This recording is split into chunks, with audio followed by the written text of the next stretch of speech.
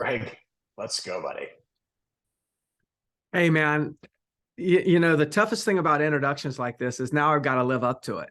So let's see what I can do. But I do appreciate, everything that you said. And I appreciate the opportunity to kind of hang out with you all. And I miss seeing you and Chris and, at different times. So but yeah, if you're ready, let's jump right into it. I know we don't have a lot of time together, and and I'm kind of one of those that want to get every little bit of value out of the time that people are investing in us. So I'm going to start off the conversation that I want to have, and that I was thinking about with this particular group is boosting our conversion ratios. Because at the end of the day, one thing that brings us all together, one thing that we all have in common is Ojo, right? That's the audience that we're here. That's kind of what brings us together today as a group. And so that being said, then conversion has got to be important to us, because conversion dictates the return we get off our investment. And I think all of us are in the for-profit business, and obviously we're here to serve the consumer, but we're also here to make a living, make a good profit, and that's all going to be determined by ROI. A little bit of a disclosure, just so you can put some context to it. As a company, I distribute around 2,000 leads to my agents every month. Okay, I have a database of around 300,000 people in our database that we're constantly data mining. I only share that information to just make sure that you understand that I've got a fairly good sampling of leads and people and transactions to be able to kind of formulate the ideas that I'm going to share with you today. So these are the things that we really work on within our company to make sure that our conversion is high. I'll start off by just setting the groundwork, and this has a lot to do with my state of mind when it comes to leads. Number one, there's a few words that I think that we need to remove from our vocabulary. Number one is, maybe it's a phrase, not just a word, but number one is non-responsive lead. There is no such thing as a non-responsive lead. I do agree, for those of you that are saying, well, I don't know, you don't know my leads. I do agree that there are leads that are not responding to you. But just because they're not responding to you does not mean they're not responding to your competition across the street. Leads are responsive. It's who are they responding to? That's what's important to understand. The second thing is there's no such thing as a non-engaged lead. Yes, I know you have a lead in your CRM, you've texted them, you've emailed, you've called them, and you've sent them alerts, and they haven't opened up any emails, they haven't opened up or responded. So it's easy to say they're not engaged. Yes, but there's no such thing as a non-engaged lead. There's a lead that's not engaging with you at the moment. It's because they're engaging with your competition across the street. That's what's happening. That's what's going on. And there's no such thing as a dead lead. A dead lead, by the way, is just dead to you, but it's alive for somebody else. And here's the crazy thing. Every lead has already been captured. So your next best lead, there's somebody else around town that's labeling that as a dead lead. So here's how I know that what I just said is true. For every lead that you've had success with, somebody else has failed with. And what that means is every lead that you're currently failing with right now in your database, there's a potential success around the corner. So I just wanted to kind of lay the groundwork right there. That those are words that we're just not allowed to use in my operation. Those three ways of describing, the three labels, I should say. So we're talking about ratio. I want to talk about ratios and conversion, because conversion, you can't talk about conversion if we don't talk about ratios. But I'm going to talk about what's the common ratios that people are tracking and why they're like really not as important as we make it to believe. And then I'm going to share with you ratios you should be tracking and how you can manipulate or influence those ratios within the next 24 hours. And that's not clickbait. I'm telling you, you'll understand that these are things that you can do now. The challenge with a lot of ratios that people are tracking, for instance, a lot of people will track my appointment to contract written ratio, or let's just say if it's a seller, my appointment to listing taken ratio, where like hypothetically, an appointment to a list and taken ratio, the only way you're going to really improve that ratio is by improving your skill. And it takes many months to improve a skill where you're going to move the needle. So a lot of agents, though they track those things, they're not committed for the next 3 or 4 months to improving the skill where it's ever going to move the number. So we need to track the ratios that where we don't, they're not skill-based ratios, they're activity-based ratios. And when we, and because they're not skill and they are activities, we can change our activity tomorrow morning when we get to the office.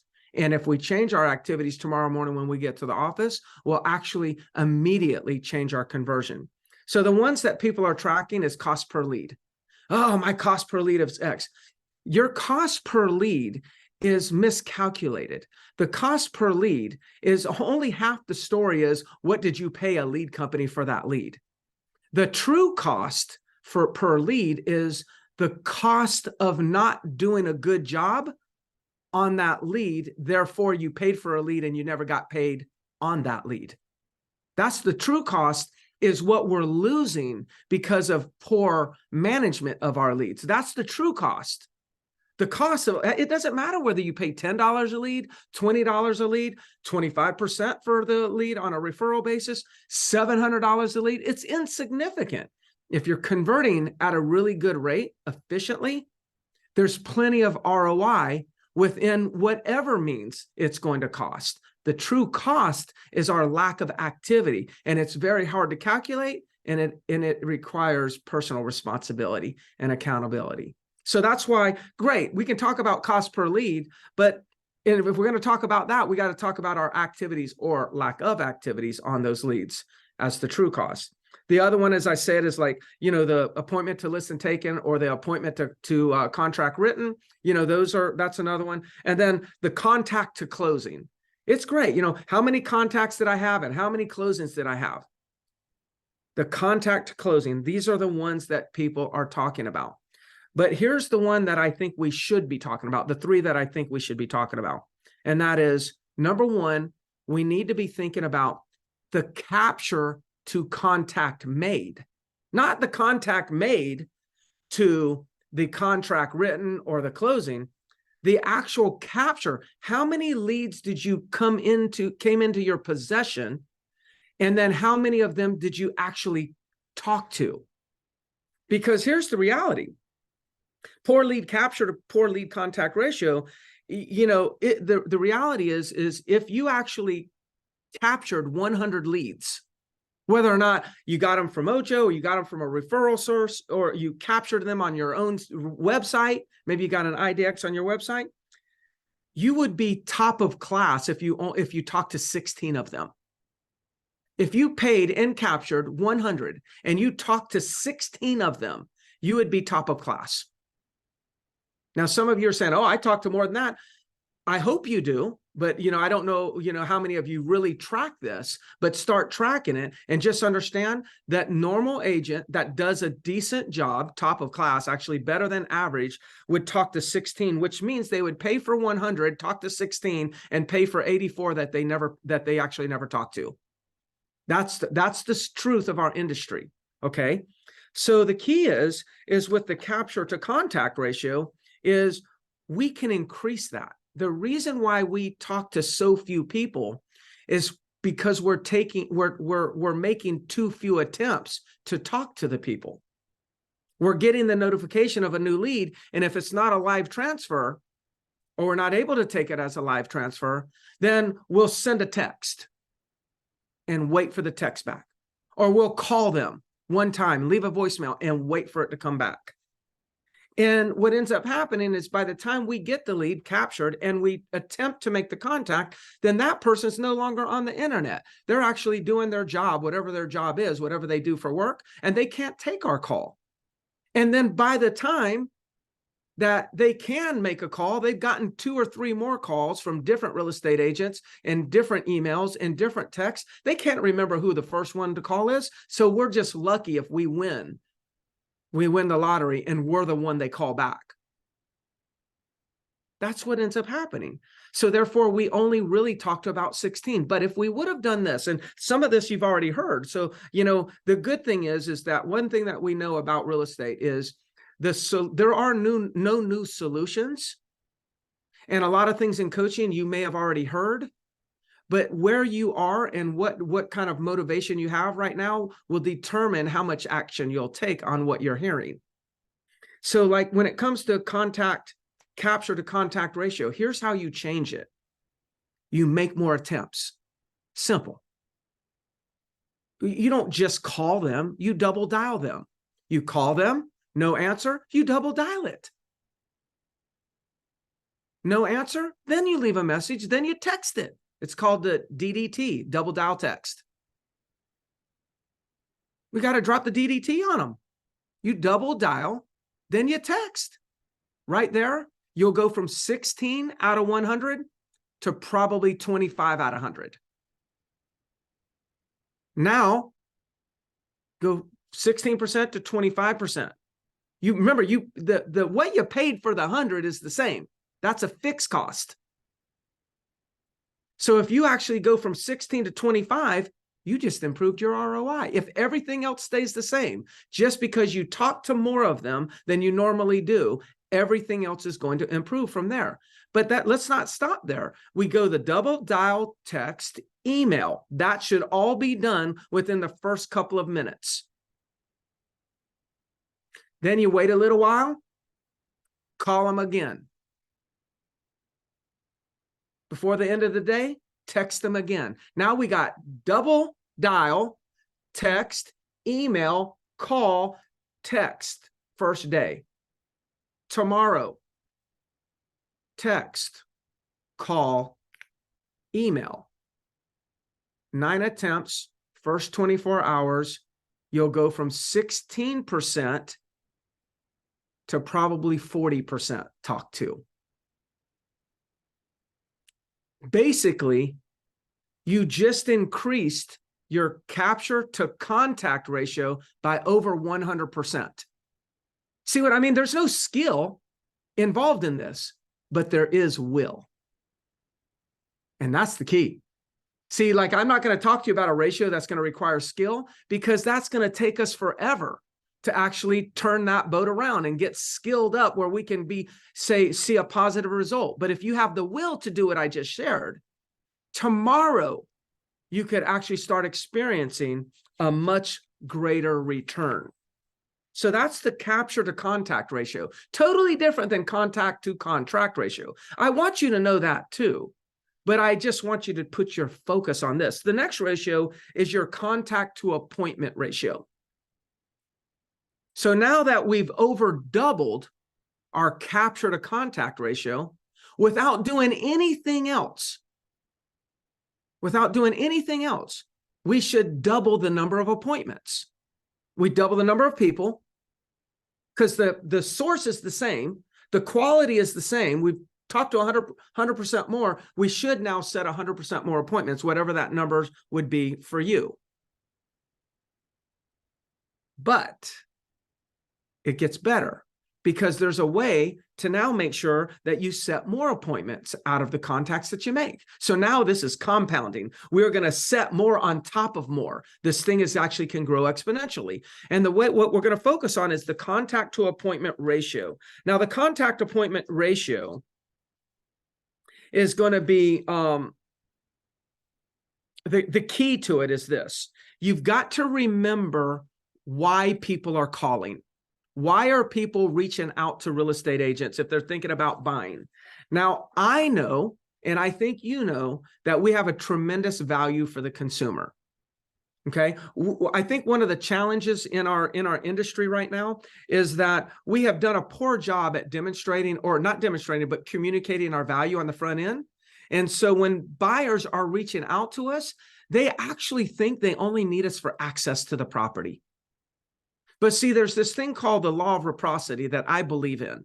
And I believe in if we give them what they want before we ask them for what we want, then we are going to get more of what we want. I'll say that again.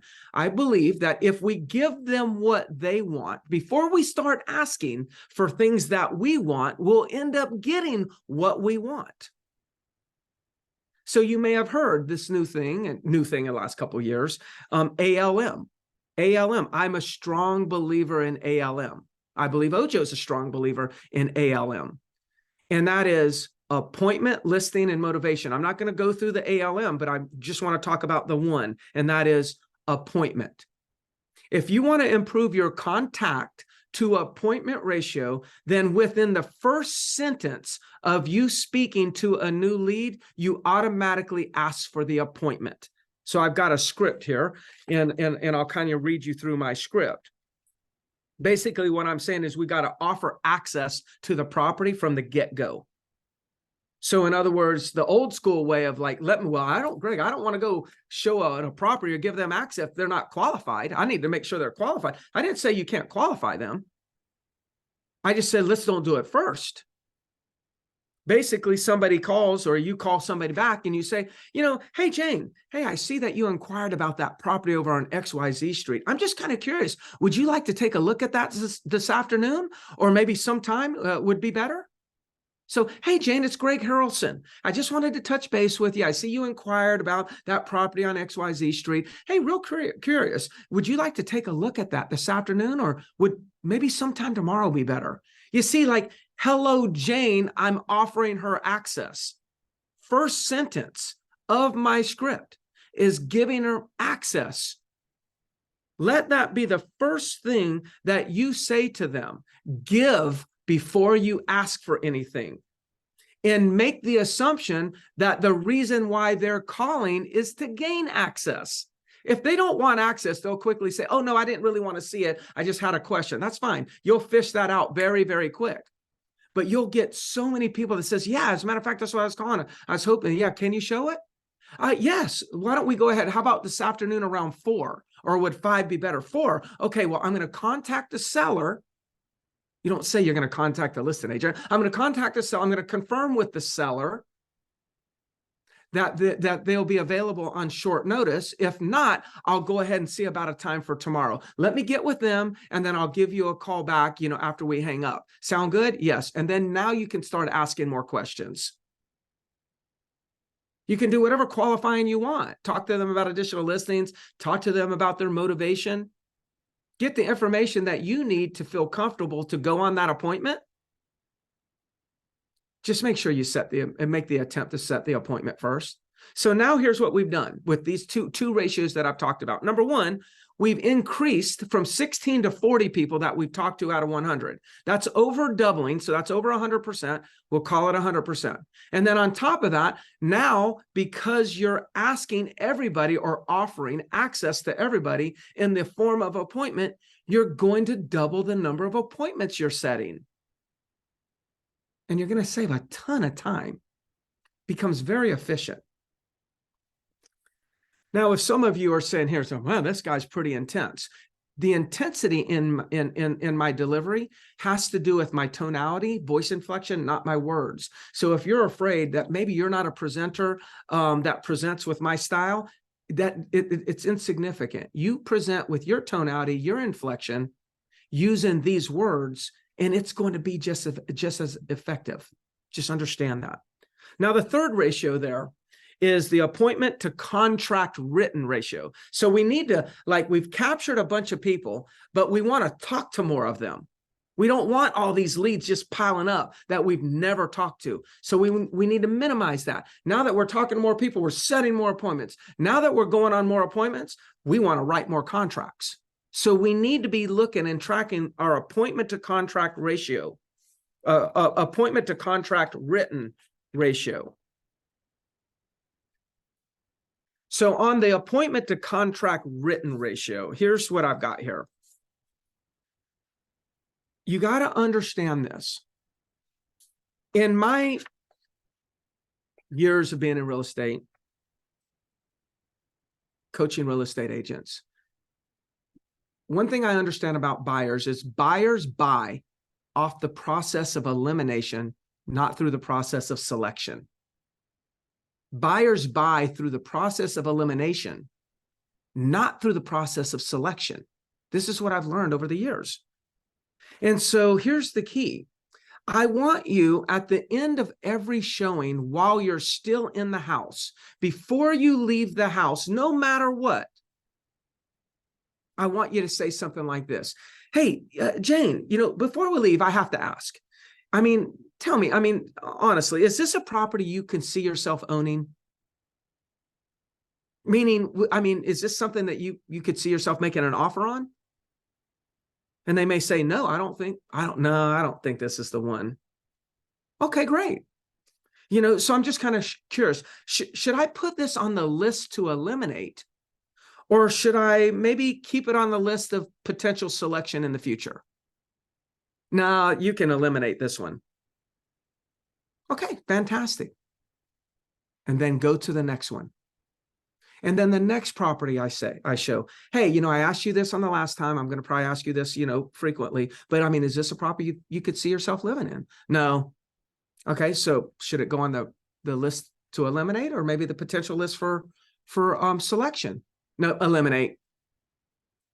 Next property, we go in. Greg, eliminate. Next property we go in, Greg, hey, you know what? This one's got potential. Let's put this one on the list of selection. So it won't take me 2 properties before my showings become very efficient. I'm asking them to buy every property in a very subtle way. I'm saying, is this the one you can see yourself living in? Is this the one you can see yourself owning? And I'm doing this every time. What this helps me with is this. I started, because what ends up happening is we show properties, and then we show the next property, and we show the next property, and then we're kind of waiting for those buying signs. And then the buying signs never come. And then at the end of 3, 4, 5 showings, the buyer says, hey, you know what? Hey, thank you so much. We're going to talk about it and think about it. And then they think about it. And then they never call us back with like, hey, I want to do this. We have to then call them and ask them. And then it's kind of an awkward ask. How about this? Get it into the routine. Get to the routine where every single property, you're going through the process of selection or elimination. You're identifying that. They will follow your pattern.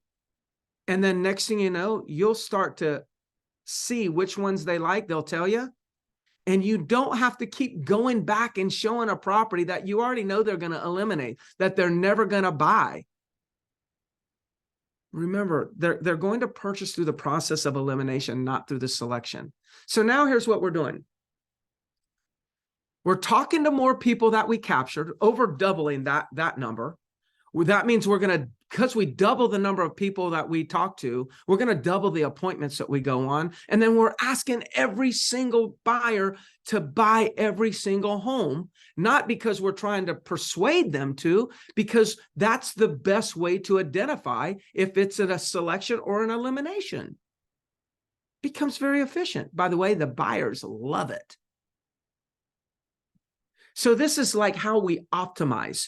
Very quickly, like starting tomorrow, you can do everything that I just said. And starting tomorrow, you can see the impact of everything I just said versus having to go back to the drawing room and drawing board and learn new scripts, learn new presentations, try to figure out how to go buy more leads and all this other stuff. Look, it's not going to happen. The answer is already within our reach. The answer to doubling our businesses is within arm's length now. Just remember, I said this, I'm going to switch gears and say something a little different to end my session. If you said to me, well, Greg, I had a lead the other day. There's definitely a difference in a good lead and a bad lead, because I had a lead the other day. I got them on the phone. We showed property the next day and they wrote a contract. That lead, you just got to hit a lot. You just hit the lottery. There is no doubt in my mind that lead is non-engaged in somebody else's CRM. That lead is non-responsive in somebody else's CRM. That lead is dead in somebody else's CRM. It's not even a new lead. It was, you got to work with them at that point, but it was not a new lead. You're dead. You have a dead lead right now in your CRM that there's an agent writing a contract with them right now, today. Ask that other agent who's writing the contract if that lead's dead. You know what they're saying? Oh my God, this is the best lead source ever. No, it's not. See, the issue with cost of lead has nothing to do with the cost of the lead. The cost of a lead should be calculated by our lack of doing what I just shared with you today.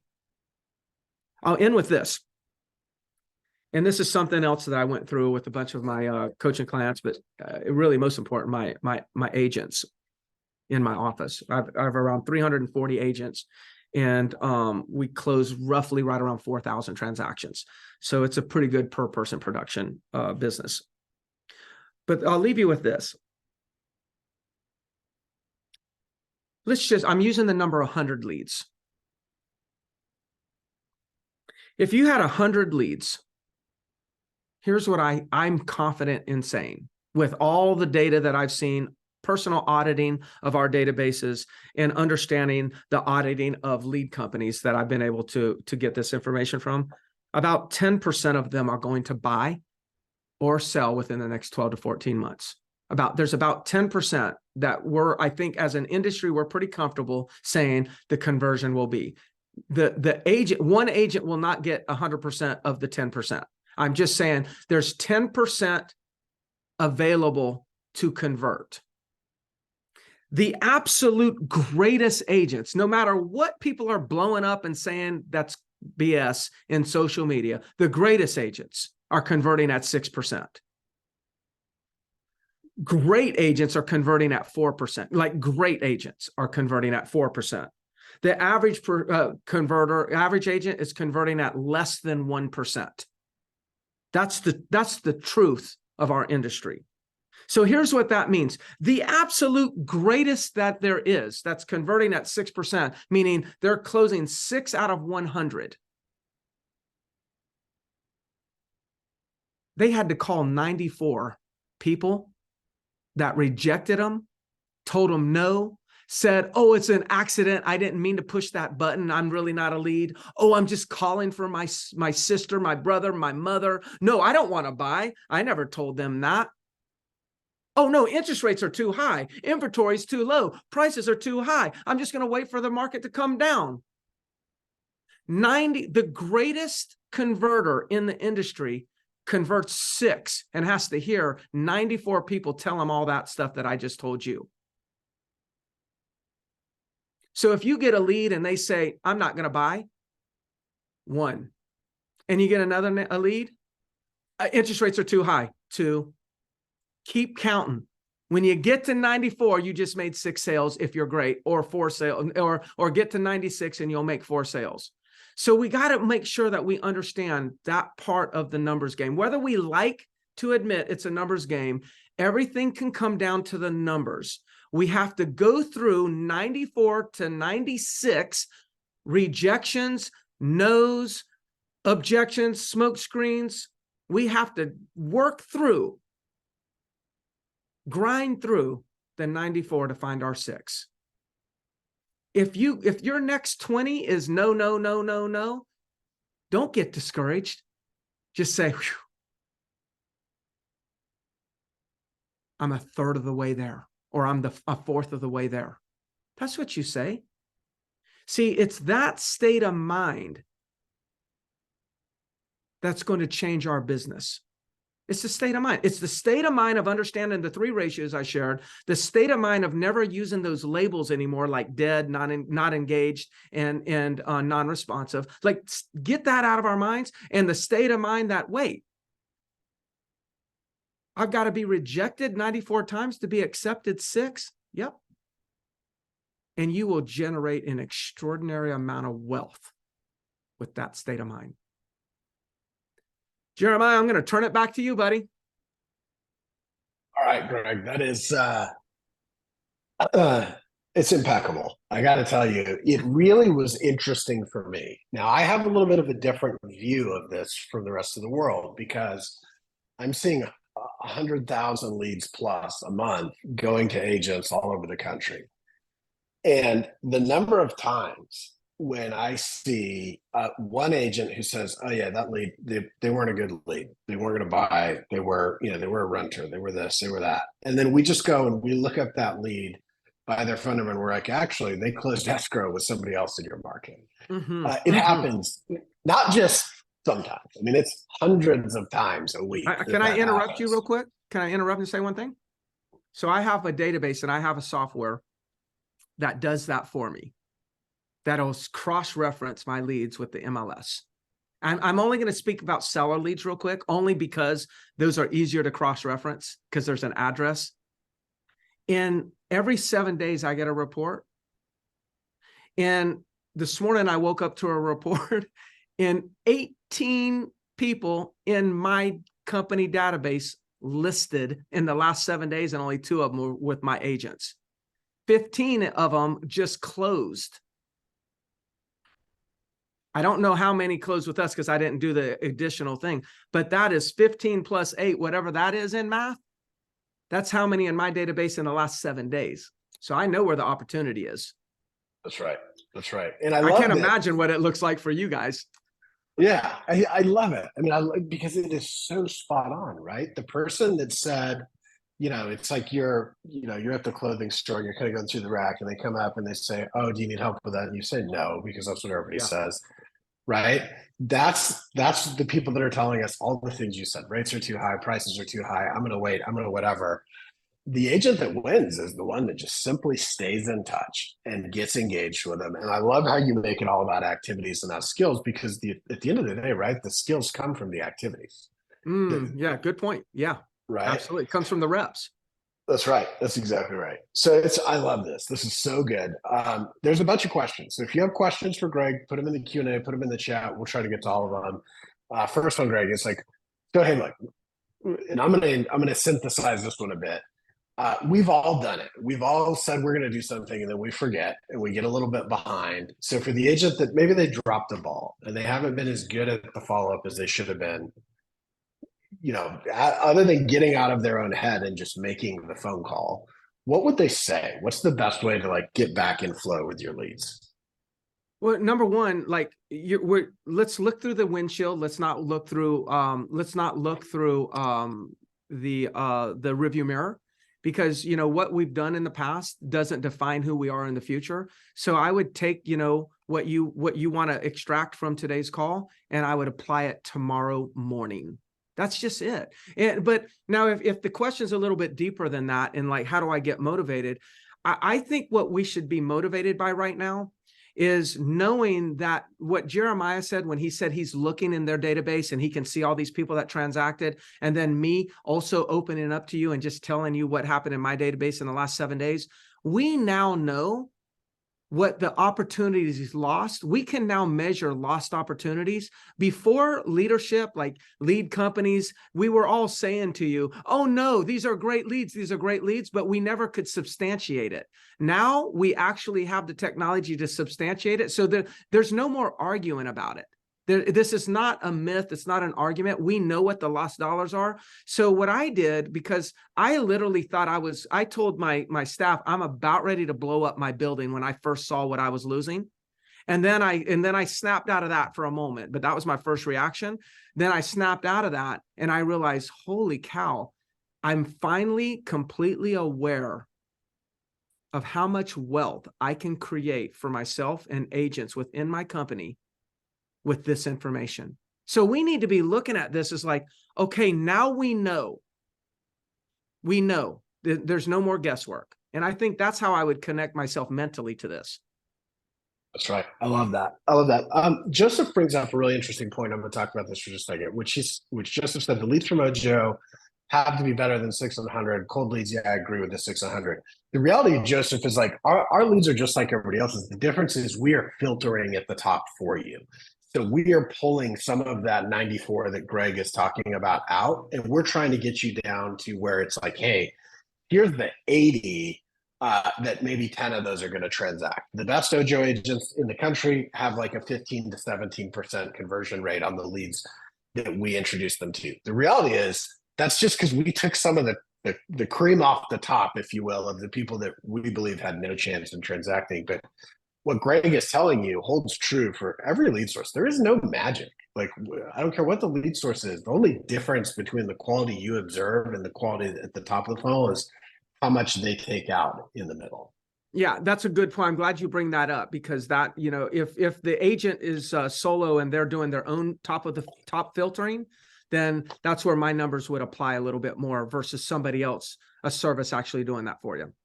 But if we look at your numbers and you count those people back in, we would see that the ratio would go down. You're just doing that work for your clients.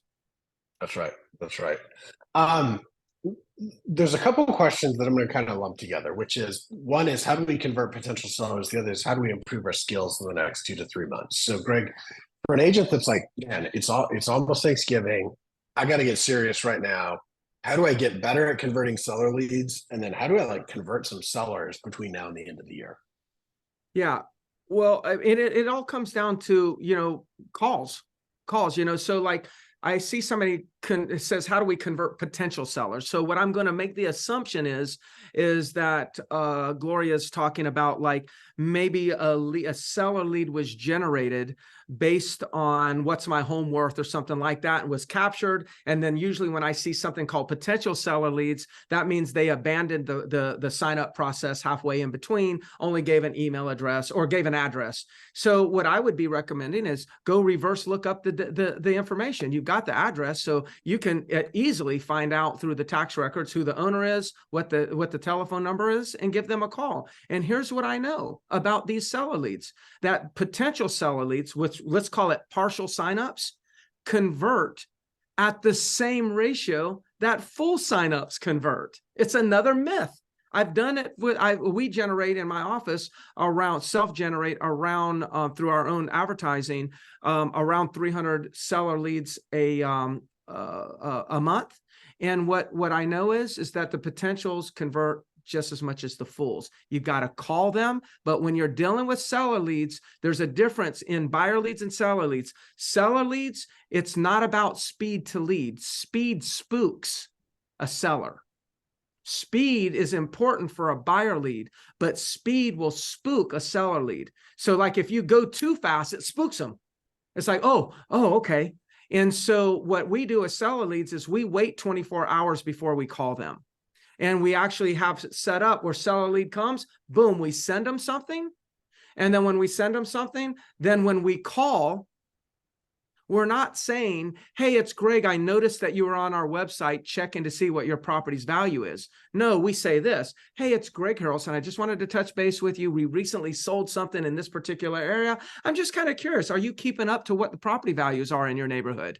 We know they are, because they just did that. So I'm not going straight at them saying, I saw you. This is not Big Brother. That's what spooks them.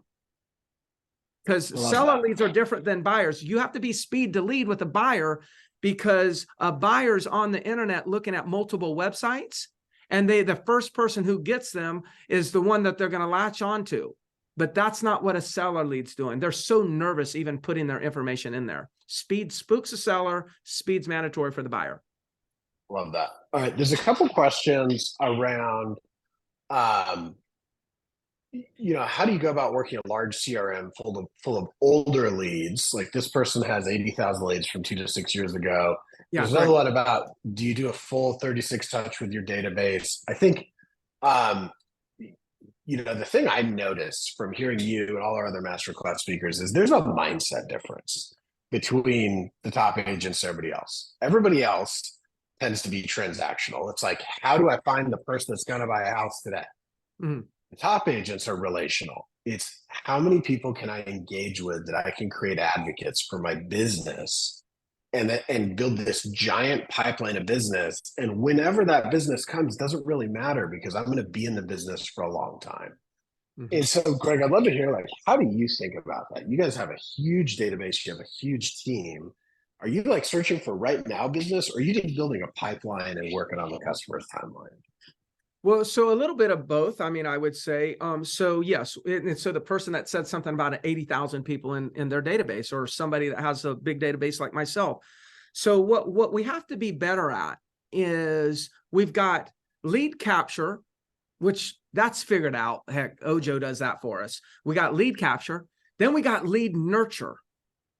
And that is where we're using automation in combination with calls to nurture our database. But there's one that's just not talked about, and that's identification. There's lead identification, and that's what we need to spend more of our time on. So to answer the 80,000 database question, it's this. What I would do is I would set up a short workflow or drip on not all 80,000 because of the email deliverability issues and text deliverability issues. That big of a bulk would trigger a non-delivery. And so I would chunk it down into small segments, maybe 500 at a time. And every single day, if 500 would be too much for one agent, you probably could only do around 150 a day. I would take that $80,000 database, 80,000 person database, and I'd set up a drip campaign that would only consist of one text, one email, one text. So 3 sequences, and that would happen over 24 hours.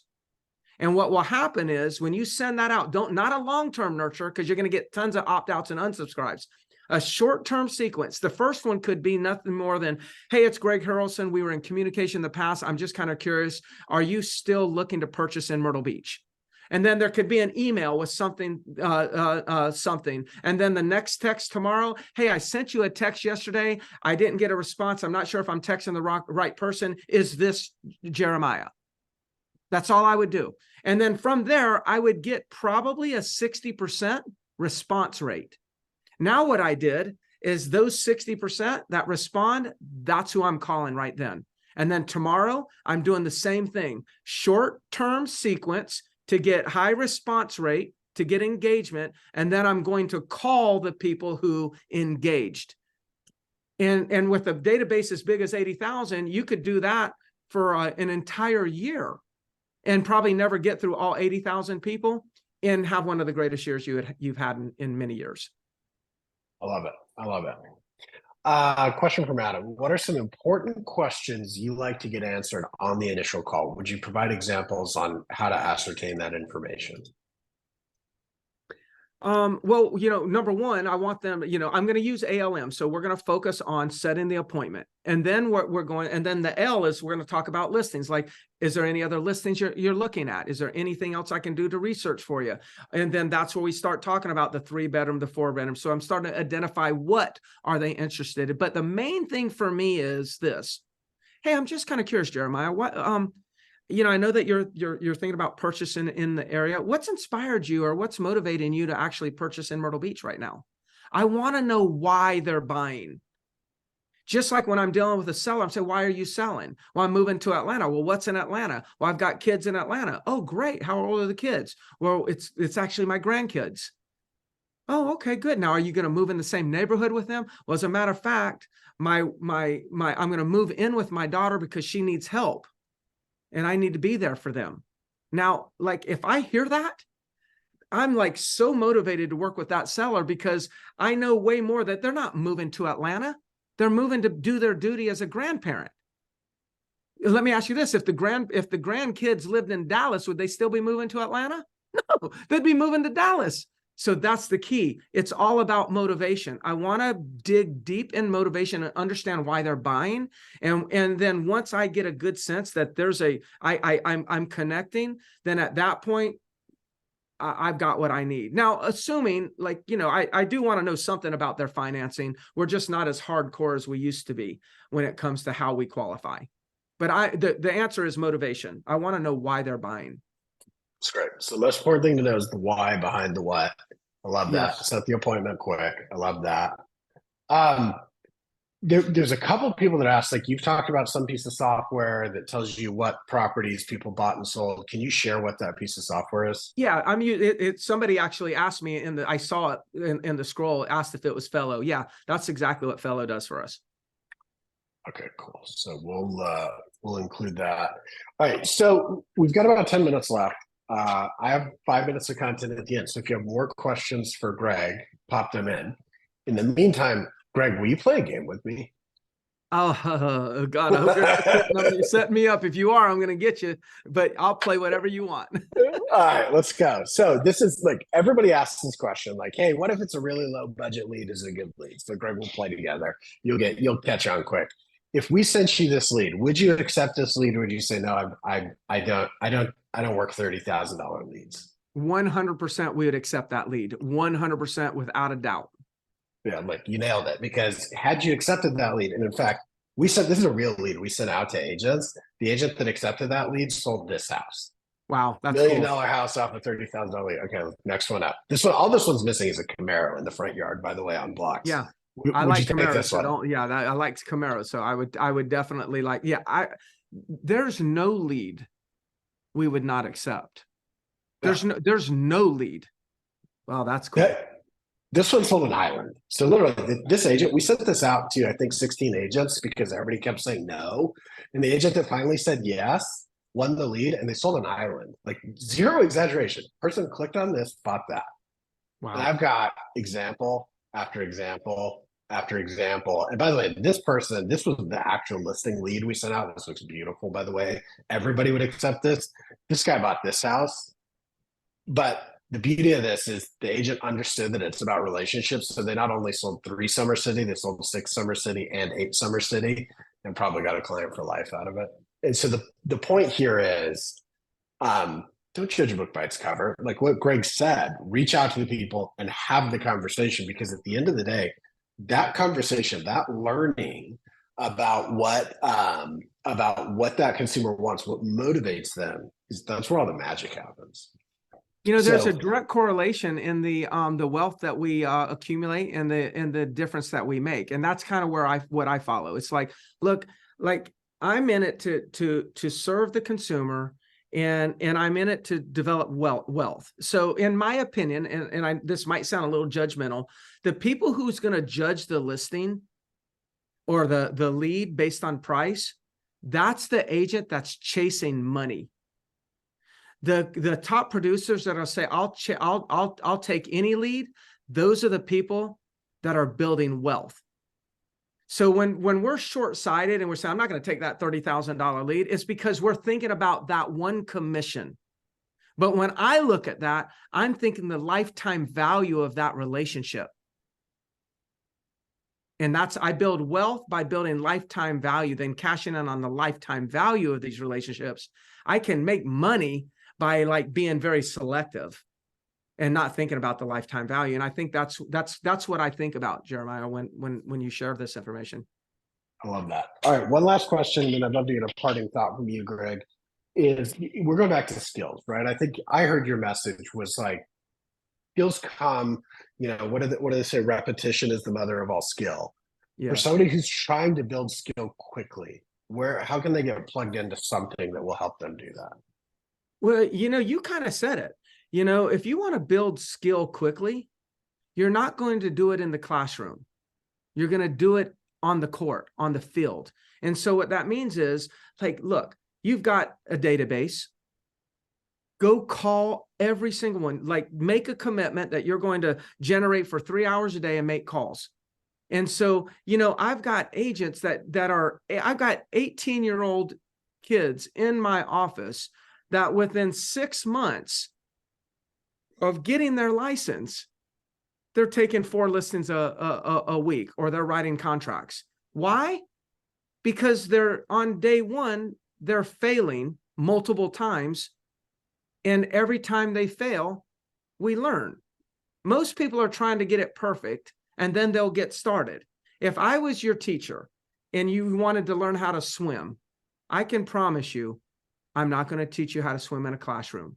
We're going directly to the pool, and I'm pushing you in.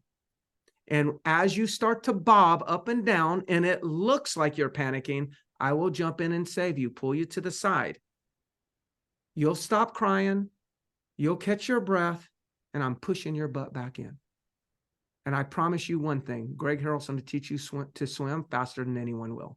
Just like I'm teaching these agents how to get up and running and do the deals that they do fast, is because we're focusing on skills is built by reps, by repetition. You said it earlier. And I'm a strong believer of that. So it's ready, fire, aim, get into action, and you will develop skills faster than the person's trying to learn the script book. That's it. I love it. I love it. Liz asked a follow-up question, which I feel like I'll take this one. Liz is using your analogy, Greg, and she's bobbing up and down. What are the practical steps? I think the really easiest one, the way I got good, I'm pretending like I'm good. I'm no longer good. It's a role-playing practice with people that are better than me. That's a really simple hack to get better fast. Is find the agent in your office or go to a convention and find the agent at your company that is like, great. Hey, can I get 30 minutes a week to role play and practice with you? I promise you'll learn quick what the great people do. Yeah. Greg, this is tremendous. For those of you that are still here, which by the way, there's like, usually on these things, what happens is you get a big audience that over time it goes like this. This one, we had a big audience and then it just kept growing the whole time. So you did something right, awesome. Mr. Harrelson. Thank you. I'm glad that was good. For those of you that are here, go down and hit those reactions and like give Greg a round of applause, a thumbs up, a heart, do something just so he knows you're here because we can't see all your faces, but there's 300 plus people here. So awesome. Thank you, everybody. There it is. That's amazing. I have 3 slides to go over with you all. You're going to want to stick around for this because it's the part where we give stuff away. Everybody likes the part where we give stuff away. Greg, if somebody wants to get in touch with you, they want to like get into coaching or whatever, just get into your world. What's the best way for them to do that? Yeah, a few things. I mean, you can just go to Facebook and look me up and do a direct message. I mean, I'm very responsive on direct, on direct messaging through Facebook. Basically I have a coaching program called the Agent Success Academy, and you can look that up. It's on the internet, and that's where I'm coaching agents and basically that agents that are serious about building a business. Agents that are serious about building a business, because I do think about the business and building wealth, building it the right way, sustainable and whatnot. So I'm a little bit old school in that way. But Agent Success Academy is the coaching program. You can hit me up on Facebook. That's the best way. Awesome. Thanks again, my friend. I hope to see you sooner than later at a conference or somewhere. I'm going to share a couple of slides on Ojo. Feel free to hang on, or I'm sure you have a million things to do. So feel free. I'm going to log on out and go do something else. Yeah. Awesome. But it's going to be fun. I'm going to go play some tennis. There you go. I love it. All right. Thanks so much, Greg. Appreciate you. All right. For those of you that are left, I've got 3 slides. I teased this kind of early on. One is we are putting together a class, and this is it. It's creating optionality for sellers. We have gone out, we have found some of the best agents and teams in the country that do this. They create optionality for sellers, and we are bringing you a panel of them. We do this in my real estate team out in Tucson, Arizona. In fact, we bought 3 houses last week and took $1 million listing using this strategy. We're going to share it all with you because in 2023, you need to have options for sellers. So when you walk into that listing appointment, you're not just like every other agent that says, hey, I can list your home on the MLS. You say, not only can I list your home on the MLS, I've got a network of investors and iBuyers. We can buy your house today. I can close in 10 days, get you cash. I can also help you fix it up. I've got a network of contractors that can bring capital, and I can help you get top dollar for it. There's a whole slew of companies out in the world that help power these solutions, and we are building a list of them for you. We want to teach you how to productize this offering so that you can eloquently speak to this and you can help your sellers get where they want to go in the time frame that they want to be there. I promise that you are going to want to be on this. This is November 15th. It's at 2:00 Central. We're going to send out the invite. There's a bunch of hearts. That's amazing. I love seeing those. So make sure that you come to that. This is the info on that. Next thing is this, which by the way, when we do our merch giveaway, it's going to be a little different today. We're not going to ask you to comment in the chat. We're going to ask you to ensure you are subscribed to HubSpot. The reason we are ensuring you're subscribed to HubSpot is that this is how we send out all the communication for classes, for product announcements, for everything else that we do. So Jenna's going to put the link. There it is. If you click on that link, it's going to take you to a form that looks like this. If you see this that says, looks like you've opted out of email communication, click here. Click here. And that will take you to a thing like this where you can update your preferences and you can opt back in, opt into as much or as little as you want. We do our best to only send out items of value. I'm sure some of you think it's too much. Some of you think you wish you would hear from us more. But get opted in.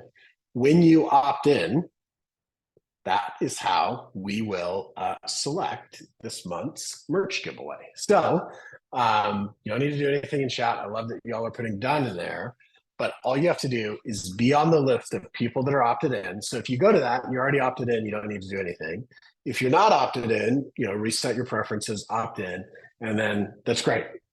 We will select your name randomly. It is random, I promise. And then we will give you away Ojo merch. And that's that. So hopefully, actually, if you were paying attention and have a pulse, what you just heard from Greg was massively valuable. So thank you all for being here. Thank you for spending time with us. We know how busy you all are. It is 2:00 here Mountain Time, and this is when we said we'd be done. So I'm going to sign off. Thank you so much. Appreciate you all. Tom Tucker, you're my favorite. Merch is great. Send me more leads. I love it. We're going to close on that. Thank you so much. Talk to y'all soon. Bye-bye.